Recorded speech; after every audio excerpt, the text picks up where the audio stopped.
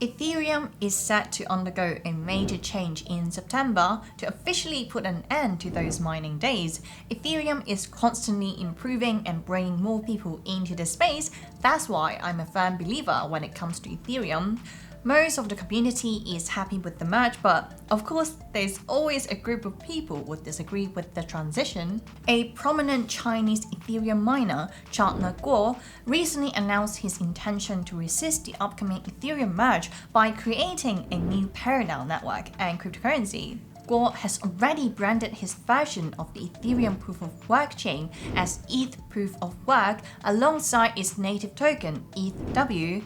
Some exchanges have already listed the token for trading, and even Binance is now considering doing the same. The idea of forking has been a real discussion in town lately, so the question being, how far can it go? In this video, I'm going to talk about this ETHW and where it can possibly lead us to. If you like this type of content where I just go straight to the point without any BS, make sure you hit the like button and subscribe, and we'll keep the videos coming. Chandler Guo launched a campaign 2 weeks ago to draw opposition to the merge, and as if that wasn't enough drama, he also plans to hard fork the Ethereum network once it transitions to Proof of Stake. Tron founder and CEO Justin Sun, who recently announced his crypto exchange Polonieus would support the Ethereum fork, and also claimed that he has not been making friends among some Ethereum supporters and developers. But I'm pretty sure Justin Sun's support wouldn't have much impact on crypto, would it? Just to recap and make sure everyone is on the same page,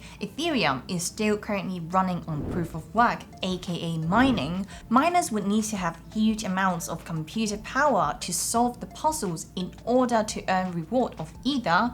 This process has always been attacked for high energy consumption, therefore not the most environmentally friendly. The merge will transition Ethereum to a much faster and more efficient system in which new ETH is created by staking existing ETH to earn roughly 4% APY. In other words, this is a bad news for Ethereum miners. The end of mining will mean the end of hardware they depend on for income, and it will leave them with nothing but a big pile of expensive hardware. If you want to learn more about the merge in depth, click the link on the top right corner and it will lead you to another of my explanational video. Guo and other Ethereum miners are hoping that the Ethereum hard fork will provide a solution to the problem of preserving the old Proof of Work mechanism, thus permitting ETH miners to continue mining cryptocurrency using existing equipment. Existing Ether holders will then receive an equal amount of tokens from the new chains. So is there any value in this ETHW token if it were to be created? It would be an entirely distinct cryptocurrency from Ethereum, so very likely it wouldn't even be half as valuable as the current Ethereum, but this doesn't mean you can't short-term trade, if you know what I mean. As I always said, high volatility is great for trading. For the first 3 months of a token launched, I will always expect high volatility, but will it survive in the next 5 years will be an entirely different story. When it comes to ETHW's long-term utility, it's hard to see how the network could even come close to approaching Ethereum's demonstrated value.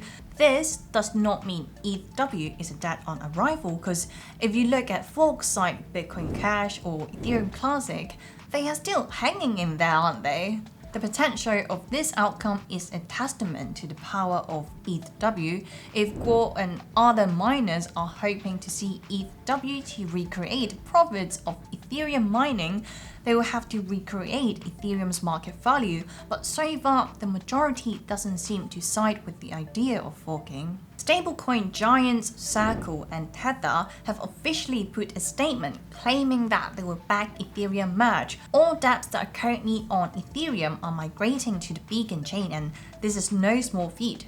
Meanwhile, this newly formed community has also been actively looking for donations to support ETHW, but the response was clearly not good. They only managed to receive less than $3,000 in ETH in about 6 days. So sure, you can fork Ethereum and carry on your mining days, but I personally don't think it's going to be sustainable. You'll have to concern things like whether there will be enough buyers to absorb the constant sell pressure from miners. So far, Ethereum's core developers have unanimously supported the merge. This also means that Brain Power is choosing to migrate to Proof of Stake, which is just gonna add more resources to Ethereum, and ETHW is definitely very hard to compete with that.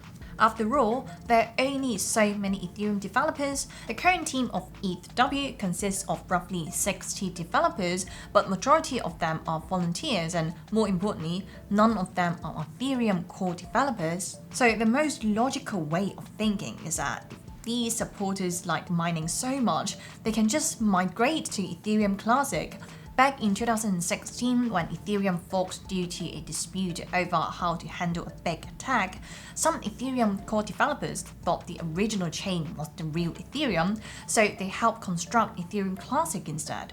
But this time it's different. None of the Ethereum core big brains are willing to help the ETHW cause. In other words, if Ethereum is forking again, who will have the technical talent to support the new chain? So what standpoint does ETHW have? The only reason they are optimistic is because Ethereum has built a huge community over all these years, and they seem to think that just a portion of that community could be easy enough to win over. Personally, I'm an Ethereum Proof of Stake supporter, but do let me know what you think about this transition. Do you think they will fork a new chain? And if they do you think there will be any value to the token? Let me know everything in the comment section below. Also, don't forget to check out all the links down in the description box below. Follow me on Twitter, Instagram, and TikTok, and I'll see you guys in the next one.